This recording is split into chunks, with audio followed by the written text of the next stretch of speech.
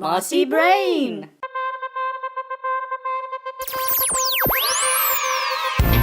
Are you human?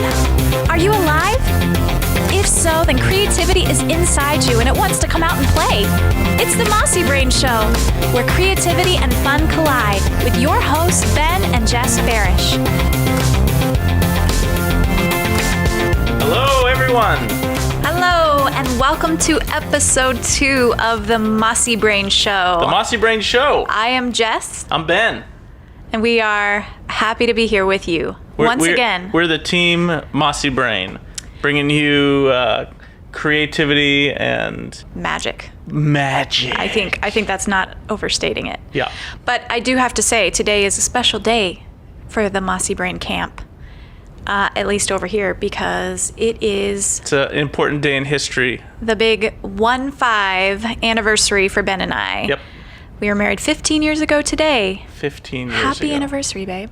Thank you, my love. We always say, and we have said this since day one, we beat the We odds. beat the odds. So, and we keep doing it. So, it's a good day. Let me ask you this. Can you think of some creative moments that stood out to you or are standing out to you in these past 15 years? There's many to choose from. What's one that stands out in your mind? One that stands out in my mind. What comes to mind is one particular day, one fateful day. Probably this was in our first apartment, so we were relatively newlyweds. Just pups. And we got into our heads that we wanted to take a creative stroll together. We decided that we were going to draw each other's faces. Not our whole body, just a portrait. I do recall. And so we took, I don't remember how long, but a certain amount of time to draw each other without showing each other what we were doing. And when the time was up, we revealed our masterpieces. It seems to me that your portrait of me perhaps has been lost to time. Maybe. Which is so sad. We'll need to take a look. It was a work of art. I feel like it memory. accurately captured, your love and the mental picture that you had of me Yeah. was captured. I thought it was Sure. beautiful. I thought it was poignant. I thought it was wonderful. Wish that I could say the same about your portrait of me. It's Now, not. I am aware. I am aware of Jessica's feelings about this portrait. It's not that it wasn't a lovely portrait. It's just that when I looked at that portrait, I saw a gleeful witch looking back at me, and I was like, "Is this how you see me?" And he's like, "What do you mean? Looks just like you." This is a very skillful portrait. MossyBrain friends, I will scan and put this portrait in the show notes of the show because I want to know from you all. I think that's a good idea. We'd get some other opinions about what this. the representation is Truly of this portrait reflecting Jessica. I want to know if it accurately portrays her essence. If something's there that you can make that connection, or if it is the travesty that now, my wife I didn't believes say it to that be. there was no resemblance. It was just that it really, to me, looked like a drawing of Angelica Houston. And it's not that she can't be lovely, but I saw a likeness to a witch. So obviously, no offense, Angelica Houston. Yeah, she has certain view of Angelica Houston that's not entirely flattering. I saw some similarities, to myself, and then I thought, is this what I look like? Is this how he sees me? So it was a creative moment that ended in kind of a slight dissatisfaction on my part, which really goes against what we say about criticism and critique here at MossyBrain. Let's say this: I did not feel very good about my creative abilities. I'm sorry. After that episode. This was before I knew better. I was just kind of being honest about my interpretation. We're all on a learning journey. Sure. So that is what's in my memory, and we actually have that drawing floating Portrait. around our portrait, floating around our house. Periodically, children will come across it, or Ben or I, and he will say to the child, "Who does that look like?" And I'll also say, should we put this in a frame? Should we hang this up somewhere in our home? yes, so we are never far from that delightful memory. I would really like that portrait to find Displayed. a home here in the MossyBrain office. It might need to. HQ. It might need to, because we love Angelica Houston. She's very talented, Hey, creative. more than Angelica actor. Houston. We love Jessica Beresh. Well, thank you. So. Thank you. So that is one of my memories that we took the time to just explore our creative potential. Listen, creativity is one of the secrets to a lasting relationship.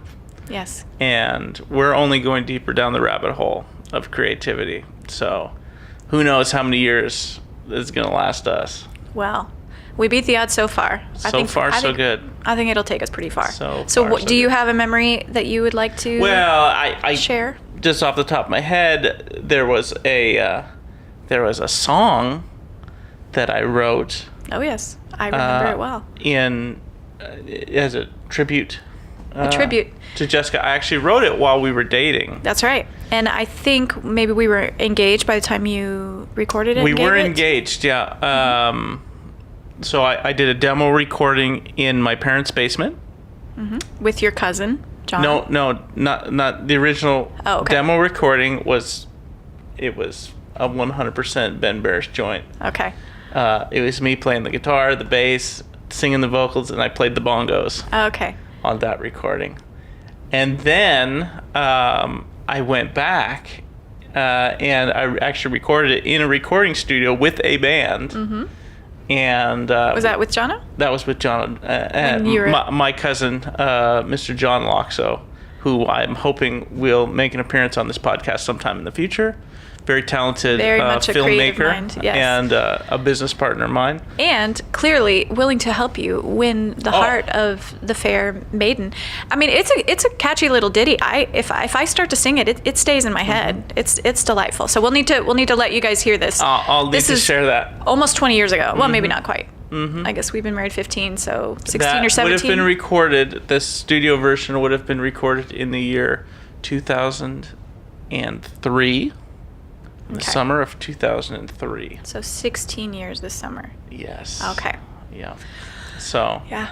if anybody's listening from any major record labels, have a listen. I mean, because 16 years ago, but it's timeless, you know. So You know what they we will say? share that. Here's what they say. Takes you a lifetime to write your first album, but they need your second album in like 6 months. Oh, okay. That's what they say. And so, everything went into that track. So don't expect lightning in a bottle for the Okay. follow-up. Well, I have been waiting 16 Yeah, years for the next one. That's a good point. There's been some time. So, who knows? You got a little time. I'll give you a little more time. So that's the latest from us. We're going to take a little break, and then we're going to jump into a creative flow jam session for you all so you can see the creative process at work. So stay tuned, my friends. Yes. Here we are. We're going to jump into our flow jam session. And just in case you're jumping in with us for the first time, what a flow jam is. It is a creative exercise that we do here on the podcast. The purpose that it serves is to ignite our creative synapses in our brain, get us into a creative mindset, turn on our creative flow so that we're engaged. We're giving you 100% when we do the rest of this podcast. I always like to say get the creative juices flowing, but Ben always gives me a weird look when I say that. So I don't know if there's something. Once we start talking about juices flowing, yeah, it feels like going down a dark road there. Okay, I'll try to refrain from that. But yeah, this is helpful. We think anytime that you want to kind of break outside your normal box in the way that you are used to doing things, and just try to think about things in a different way. That's kind of what creativity is. So. And if you want to follow along at home, feel free to use this exercise. Feel free to modify and substitute any kind of details that you want to do. But the point is, it's just an exercise. We're going to do it in real time for y'all. and you guys can see the process, but, play along if you like, and if not, do your own. Okay, let's jump in. Our flow jam exercise today, we're going to call this Desert Island. And Dun, dun, dun. Here's the rules. You and I are stranded, marooned, whatever you want to say. We're on a desert island. Okay? Vacation, that's what I say. I like your positivity. That's optimism right there. Right? So on this desert island, here's the rules. Each of us gets to bring one person with us. So we will end up with a party of 4. I'm not into that. Okay? Now- That's not the kind of marriage we have. Well, here's the rules on this person. Oh. They can be alive or dead, real or fictional. So this is a person Okay. So we're bringing them to help us. to help us in some way. Okay. Oh, okay. We need them, and their skill sets. Okay. And whatever they bring to the table, we're bringing this person. You're bringing one, I'm bringing one. Okay. In addition, you and I are each bringing one item. To a desert island. So we're going to use these things. And the what we're going to use these things for, it's our choice. We're going to decide if we're going to use them to survive or if we're going to use them to escape our predicament. Okay. Okay. Are we ready? Ready. Let the flow jam commence. Go. Tell me, who is your person? Top of the head, first impulse, who are we going to bring? Real quick, let me just say, I have conflicting sides in my brain saying, pick someone who's going to help you figure out how to get off this island. And then there's another part of my brain that says, pick someone that's going to help you live and enjoy your life on this island. And those could be two very different people. Here's what comes to mind. This might be an obvious choice, and I'm sorry if this is not creative, but you know what? I'm going with the flow. And my gut says to bring Bear Grylls. Bear Grylls? Yeah. Because Strong choice. I feel like he could help you survive and stay there. He could also help you escape. He's a smart guy. Well, and Seems he's like charming. a pleasant fellow. Good personality. he's got a lot of positivity to him. He likes to have a good time. Just a good guy to be around, you know? Also, he's going to eat all the gross stuff. Right. And then let you know, Right. eat this or steer clear or whatever. So, it's strong choice. Okay. I hesitate to say, predictable. Yeah. But if I'm on a desert island, he's definitely up there on who I would want to bring. Okay. Who's your choice? Okay. I'm going to walk through my process because I have not chosen. Okay. Oh. So, you're bringing Bear Grylls. And so I feel like we have to balance out the estrogen on this island. We're going to need a lady. Sure. So, who am I going to bring to complement Ben, Jessica, Bear? Sure. I think Bear's got the survival down. And so I think the person that I bring is going to be somebody who's going to improve the quality of life. How so? Well, I'm just wondering off the top of my head, should it be an entertainer? Should it be somebody who is enjoyable to be around? Ooh. No, it's my pick. Okay. It's my pick. All right. See? All right. You're jumping. Yes, I have one Okay. for those things. I think, here's what I think we should bring. I think we should bring Tina Fey. Oh, that's a good one. I like that choice. She's super smart. Delightful. She's funny. Yeah. Obviously, we'd be fast friends. Sure. All sure. of us. Yeah, she's a good time gal. That is a good group right there. Oh, Ben, yeah. Jess, Bear. I mean, Tina really, Fey. it's like the four of us is like, why try to leave the island? You know what I mean? If we're going to start a society, That's a good start. that is a solid core group. Okay, that's a good start. Ben, I like Jess, that. Bear Grylls, Tina Fey. Okay. Now, Ooh. An item. I think I should do my item first. Okay, you you do your do- second. okay. Okay. So we got Ben, we got Jess, we got Bear Grylls, we got Tina Fey, we got a desert island. So I think naturally, because here's the thing. If you choose Bear Grylls, you know Bear Grylls comes prepared. Do you think he comes with stuff? 100%. He didn't leave house. Yeah, without. but do you allow that? Because it's out of our hands. Like, he is prepared. Like, he's dropped in to us. He's dropped in. He's got it all. What if he doesn't? He's got paracord. He's got a knife. He's got flint. He's got everything. Okay. He's got everything. So in my opinion, I'm not gonna be doing like the whole survival thing. Do you want some comfort? Creature comfort? Probably. Yeah, I think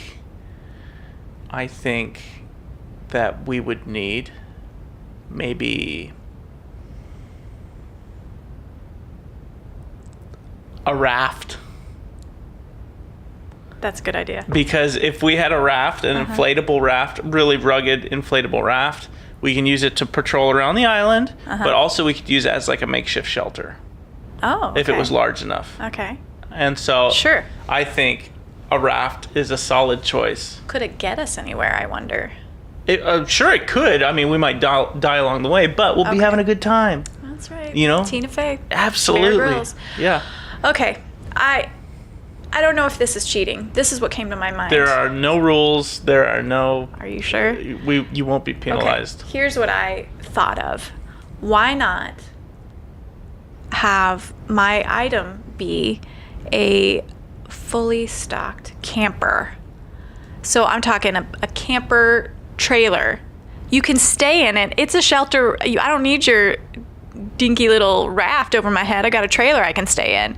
And that has a little kitchen in it. And it's fully stocked, like I said. So, I mean... Like stocked with food. It's stocked with food, yes. Okay. And any other, first aid kit or whatever we may need. And I assume that it's got like propane. It's like totally self-sufficient. I said fully stocked, didn't I? It doesn't need like electricity or anything. Right. Okay. Right. So. It's one of those like modern kind of futuristic type camper trailer things. Yeah. Don't ask questions. It is what it is. But that's my one item. Okay. So we've got Ben, Jess, Bear Grylls, Tina Fey. We've got a raft, which admittedly seems pretty primitive. And then we've got a fully stocked camper. Sure. That obviously sleeps all of us. All of us, clearly. So the next question is, here's the tools that we've got. What's our plan on this island? Are we going to live or are we going to escape? I don't really see us escaping. Right, with your little raft. Well, I'm saying with this camper. Well, you don't take the camper with you. The camper is frankly useless in our escape plans. Right. So it makes sense to just go ahead and stay, with our two new best friends. What are we doing? We building a society? We live off the land. Yeah? Yeah, obviously. Okay. And Are we just gonna like hope for a rescue? Like, are we just I think that's our best bet. Signal fire? Sure. And like a little which Bear Grylls sign knows on the how to beach? do. Maybe the fully stocked camper has like some sort of Flares. satellite. Oh, satellite? I don't know. Because it doesn't have electricity. I said fully stocked. Maybe it has like solar. I think it does. I think it has solar. That's just what I'm thinking that's probably what it came with. It's just fully stocked, so. Hey, it's like you just jumped like 5 steps, Right. 5, 6, 20, 30 steps in like the primitive Swiss Family Robinson thing. Right. And you were just like, hey, just give me the Fully- whole thing it's that's fully stocked. fully built and just You said one item. Hey, That's one item. that's creativity. Yeah, well. That is creativity, and I have to say, I like it a lot. Thank you. So that's the desert island exercise. Obviously, we beelined to where we needed to be pretty quick. That's and right. that's really because, not to pat ourselves on the back, but it seems like we just stepped into the flow. Clearly. Yeah, I felt it. It just the pieces got went in right place, over me and then Yeah. Yep. That was the finishing move. That fully stocked camper. I couldn't even stop myself from just going with the flow. That's what the flow told me to do and say. So I just did. Well, I just went with it. We got a good time in store. I'm Between excited. us, Bear Grylls, and Tina Fey. Yeah, I'm looking forward to that. I think Kicking it in that's the a good camper. time. Yeah. Hopefully we got some games in there. Oh yeah, Have it's a good fully time. stocked. Yeah. So Yeah. I mean, that's fully stocked. Say no got more. it all, Say right? no more. Yep. Fully stocked. Sure. So that is our Flow Jam. That's our Flow Jam session for this episode. We're just going to take a little bit of a break, and when we come back, we're going to talk to you guys about having your most creative year this year. And one of the best ways that we can have our most creative year is setting aside some creative time each day. So we're going to come back. We're going to talk to you about that in just a minute. So let's talk about having our most creative year yet. I'm looking forward to that. I'm excited. I think it's going to be good. So who in this room wants to have their most creative year yet? Me. Me does. Me does. That's what we say in our family, because one of our children said that one time, and We thought it was cute. Stuck with it. It is cute. By the way, speaking of cute, those in podcast land can't see, but Ben Beresh has a rocking a mustache caterpillar on his face, and it's looking pretty good, guys. That was my anniversary present to my wife. It's looking pretty good. I don't know if she wanted it. I don't know if she knew she wanted it, I should say. I didn't know what I needed, and I'm not kidding, for a good couple days, because he had a beard, and then he just comes in with this mustache, and for a good couple days I couldn't look at him without laughing, or I just couldn't take him seriously. It felt like he was wearing a disguise and he was trying to trick me, and every time I looked at him I would break into a smile, because it was like, what is happening? And I said to myself, I will make people take this mustache seriously. He did, and he is forcing that on us all. But I told him now I don't even notice it. I just don't even think about it. It's there, So it's part of his you're face. welcome, MossyBrain tribe. So let's talk about creative time. Setting aside. You don't have to break anything. You can break it if you want. But we had no need to break. Set aside creative time in our everyday lives to invest in developing our muscles, our creative muscles, and building that into our lives. So we've got a blog post that's entitled Your Most Creative Year Yet. And in it we outline different ways and strategies that you can have your most creative year yet. And the first one we want to talk about is setting aside creative time regularly. Like Jessica said, to develop that muscle, but also to get into a discipline wherein you're opening up yourself, your life, to the possibility of creativity. You're fostering that opportunity. Right. Because it's one thing to cognitively know that it's important and that you should, or that you want to invest in that, but to actually logistically do it every day, or at least on a regular basis, it really takes you prioritizing it in your life and figuring out what works best for you. And every individual is going to be different. Mm-hmm. Some people might want to do something when they first wake up in the morning, or at a certain time of the day when you have a break, or even late at night when you're the only one up, or the kids are asleep, or whatever it is. But you got to figure out what works for you, and that might take a little maneuvering to figure it out. I am learning that if I want to write blog posts or do some research, I really need to do that in the middle of the day. I can't wait till after the kids go to bed at night. I found that is asking too much of myself, because at that point Start running out of gas. I am out of gas, and I'm sitting there I don't feel like it. That feels like too much to ask. But also, something that I tell the kids is important things have important places. Mm-hmm. And if you're waiting till the end of the day and you're giving the leftovers to creativity and expecting something good is going to happen, you are setting yourself up for disappointment, because you're tired. Mm-hmm. Your brain is cluttered from everything that's happened during the day. Yeah. You're running on empty. Yeah. And you're not going to get the best results. Now, if that's the only time possible that's available, you have to take it. Yeah. But recognize it's not prime hours. And it's going to be different for everyone. Some people do their best work. Their brain is the most active late at night. I find now I'm a little bit differentiating, because for that to me, writing and reading and researching, that stuff is important. While you may think like, well, that's not the most creative, researching and things like that. But that's the time when my brain is working the quickest and I'm most alert.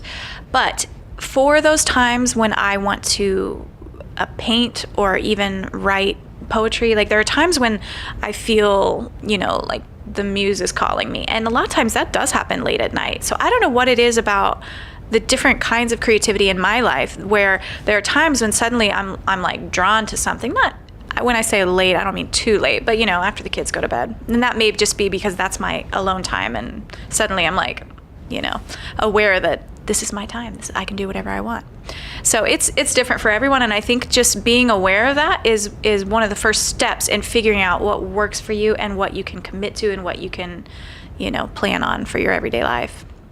I think creating that time, knowing what time is best, and actually putting it into your schedule is really important in making it happen and setting that time aside and dedicated to these creative endeavors. Sure. And it doesn't have to be an hour or 2 hours. It can be 15 minutes. If that's all you can commit to and like actually do consistently, then start with that, because those 15 minutes every day or every other day or whatever you can do, it really adds up over time. And like we said, it is building the muscle. It's building the muscle, but it's also building the habit. Sure.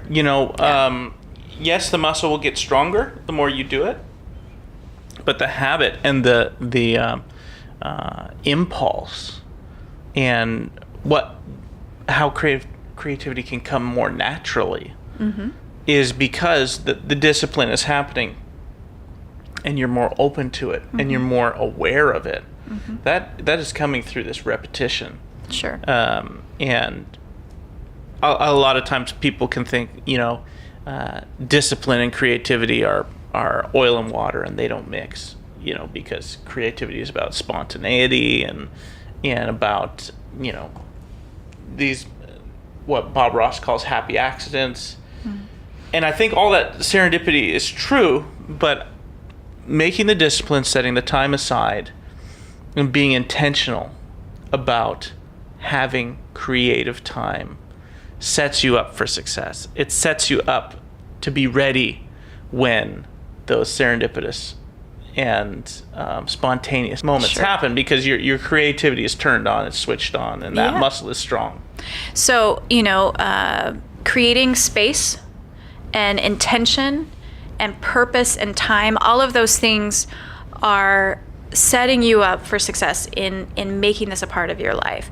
And it might even be that you need to cut some other things out. If you look at your life and say, it doesn't feel like I can do this. It feels like it's too full or too jam-packed, or I can't make space for this. If this is important to you, then you might need to look and say, what can I cut out? What is something that I feel like I have to do, or is in my life that I actually could say no to, or I could simplify, or I think that there's some waste in our lives that we just live with because of whatever obligations we might feel, or it's what we've always done, habits and things like that we can actually look at our lives and say, wow, I could actually prioritize, and I could, create a space for this.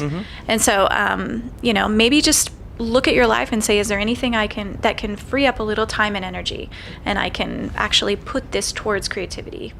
Because we really do believe that when we begin to make a habit of doing this, that it can actually affect all areas of our lives in positive ways, not just in that little amount of time that you've set aside, but in how you think across the day. So, you find the time, set it aside. Hopefully, about the time that you're the most aware, the most alert. You're saying, like, this is good time that I'm giving to creativity. So once you find that time, the question is, well, what am I going to do during this time? especially if you're coming from a place that is non-creative. Sure. The question is, well, what am I going to do in this time? I want to be creative, but I don't know how to start. Right. This is where it gets fun. And in all of this, I hope everybody understands that creativity and MossyBrain is about fun. Yeah. We want to have fun. Creation is fun. Creation is fun. We want to have fun. We like to have a We good want time. you to have fun. And so Tina Fey likes to have fun. Oh, Tina Bear Fey. Grylls? I don't know, but I probably. think Bear Grylls is having fun. Probably. I mean, what he's doing may not look like fun, but I think he's having To fun. him, he's having fun. Because he's weird. But He's a good time guy. Yeah. So- Weird is good, guys. Hey, absolutely. Absolutely. So what are you doing during this time? So the possibilities are endless. And some, ideas to get started, and you can fill in the blanks here. It's like you can write something, anything. Mm-hmm. Write a story, write a poem. Even if, and this sounds, academic, but write a list, write a plan. Journal. Mm-hmm. Write anything. Yeah. Just put pen on paper. And half the time we have these barriers and hurdles that we have to get over. I'm not a writer, or I don't have anything to say, or sometimes truly stream of consciousness can get you going, and you can end up looking at it and saying, that's kind of cool. I actually, or that leads you to another train of thought that you do want to write about. There's just countless ways to do that. So in terms of writing, it's like emptying what's in your mind, just putting it out on paper. And an extension to that, if you're not a writer, you can sketch something. Sketching. Just grab a pencil or a pen. Which I really think paper. I'm not artiste. I was gonna say a sketcher. That doesn't really. I'm not that either. But sometimes she can be sketchy. But that's different, I think. Yeah. But I think all of us could benefit from drawing more. I think I read a book about that, about drawing every day, and it is like something that I think a lot of us are intimidated by and feel like I can't do that. But you know what? You can, and it doesn't have to be beautiful and perfect. And the more you do it, the more comfortable you get with it, and you kind of realize, well, maybe I do have a little natural skill. So recognize that this creative time that you're setting aside is your time. Yeah, we want you to enjoy what you're doing. Well, it shouldn't feel like, I guess I have to do this now. I should do this. And just recognize enjoy it. Beyond, having fun or not having fun, this is your time. And so what you're doing is for you. So whether you're writing, you're journaling, you're drawing, you're painting. Take photographs. The point is, it's for you. It's not for an audience necessarily. Mm-hmm. And so you don't have to feel the pressure of, what's somebody going to think if they see this? I'm not going to show this to anybody. You just start drawing. You just start writing. Don't even think about other people. I mean, do it for you. And whether you want to share it later is totally up to you.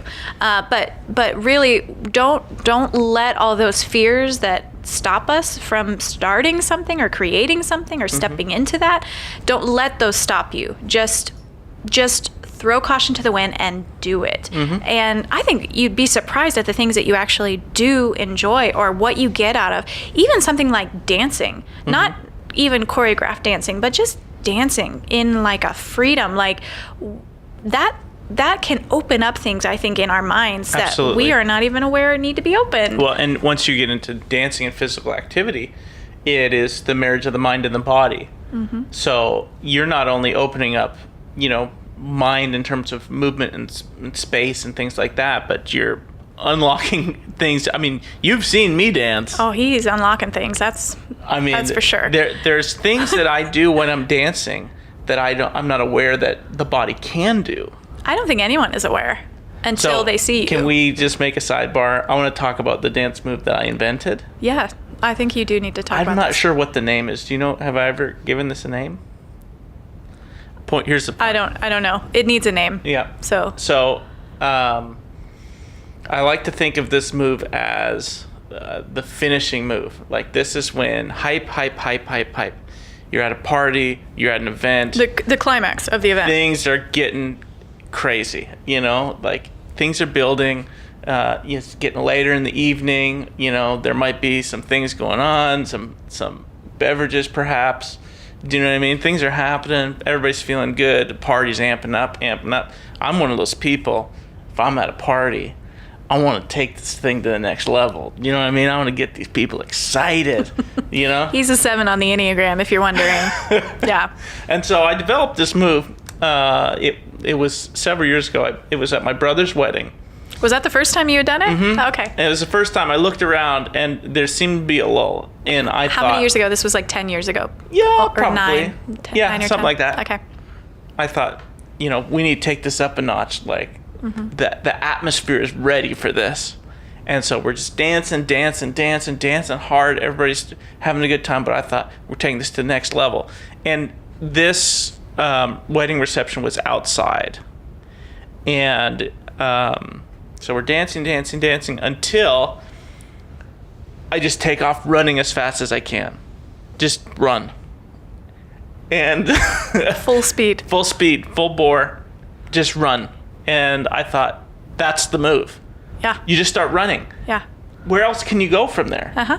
I mean, the only physical thing that you could do to top that is like levitate. That the energy is so high. Sure.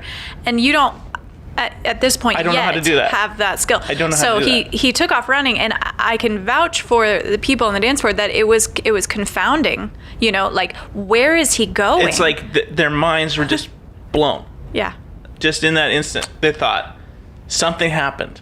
Like, he's pissed off. Something has gone wrong. Yeah, he knows snapped. Something we don't. He knows something, exactly. They're looking around. And Are we in danger? That's like exactly what I wanted everybody to think. Like, I don't know what's happening right now. Yeah. Something just changed. Yeah, and we had our toddler son with us, and it's like, have you left us to the danger that you are running from? Have you just abandoned your family? Yeah. But he came back, guys. He came back, and he was just happy and smiling, and so full of energy, full of life, ready to finish out the party. So yeah. It's gone down as a legend. In my mind, in his mind, and it's like his signature move. So that was one way that creativity just it bubbled out of me. It bubbled out, and it took him places. Yep. And it worked for him. Yep. So that's one way, but the point is, it'll look different for everyone, and we want you guys to enjoy the process of figuring out what you want to be doing and how you want to be building that creativity. And you know what? If it doesn't look the same, even better. If it doesn't look the same every day or every week or every month, if you mix things up, even better, because new experiences develop new neural pathways in our brains. Like, this is so beneficial for us to try new things. And I think I speak for myself that I need to be doing that more. And I think that if all of us did that, we could work on the things that really interest us, and then we could just throw new experiences in, trying new things during that time. And even that kind of thing can be done with other people. It doesn't have to be alone every day at this one time in this one place. But we want to encourage that just making sure that every day you have some sort of time for creativity, some sort of space for that. Whatever that means. And it's going to mean something different for every person. It's going to mean something different maybe every opportunity that you get. Another thing that I want to add to the possibility pile is, if there's something that you're learning, incorporate that into creative time. So if you're learning an instrument, if you're learning how to knit, if you're learning anything, any kind of discipline, incorporate that into your creativity time. But make sure in the process of learning that you inject creativity into it. Our oldest son is taking guitar lessons right now, which brings joy to this father's heart. I love it. I was actually playing with him today, and it's a lot of fun. But we were watching a guitar teacher on YouTube the other day, and he mentioned the fact that for him, he was talking about things that he wished he would have known when he was first learning guitar. And he said that as you're learning, in the midst of all the repetition, because that's what oftentimes learning an instrument requires, is rehearsal and repetition of exercises or chords or whatever that is. He said, in the midst of repetition, make sure that you make time for creativity. So to take the things that you're learning, the concrete things that you're learning, and then build variations and original creativity into those exercises and expand your skills and your knowledge that way. And I would say the same thing. If you're learning something, interpret the things that you're learning through the lens of something new, something creative that you can incorporate in. And so if there's something that you're learning, do that in your creativity time. Sure. It can be as much or as little as you want and what works for you. And don't get so bogged down with the oh, I've got to do this, or I'm committed to this, This is meant to be fun. This is meant to be a growing time for us. So enjoy it and make it something that you look forward to. And if you're not looking forward to it, mix it up and try something different. But yeah, this is something we believe can be so beneficial and so good for us to really prioritize and make intentional space for this in our lives. The other very important thing, I don't know if this is going to happen in your creativity time, but if you can laugh during your creativity time, you will be rewarded. I love to laugh. I feel like when you can laugh and have a good time and release those endorphins that are released when you're having a good time, when you're laughing, it imprints on your memory that this time was a fun time that you want to repeat. And I feel like it will encourage you to continue the habit. It will encourage you to keep going. So you're saying just kind of laugh like a crazy person, even if nothing is funny? I hope that that's happening for you all. Because, everybody is different. And again, he is a 7 on the Enneagram. The 7 is the entertainer, the epicure. I'm not only a 7. I'm Ben Beresh. Which is a 7 thing to say, but no.